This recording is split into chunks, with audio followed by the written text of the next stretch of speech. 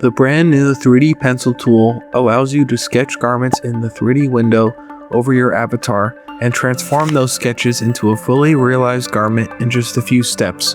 We'll walk you through the steps to make the most of this new tool. To start, make sure you have an avatar in the scene. The tool won't open without one. Then select 3D Pencil Avatar from the 3D Window toolbar. Once you open the tool, your camera will lock to a front-facing view, but you can still scroll the middle mouse button to zoom in and out, or press and hold the middle mouse button to pan around. You can also click back on the 3D pencil tool to draw the backside of your avatar's garment. Drawing is relatively straightforward, but there are a few different options you should know about. First, there are two different options, draw and erase. The pencil can only draw in one size, but you can use the slider to adjust the size of your eraser.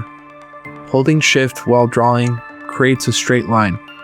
If you are in the middle of drawing a curved line, holding Shift will transform it into a straight line. Toggling on the symmetry option will mirror your drawings. You can toggle this on or off at any point, allowing you to create designs with a mix of symmetry and asymmetry.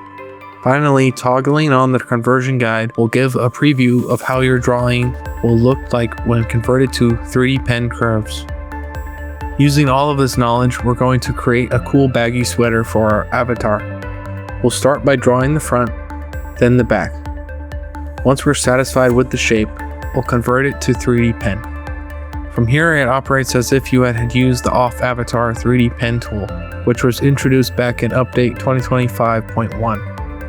We can use the Edit 3D Pen Avatar tool to move the points until we're satisfied with the shape.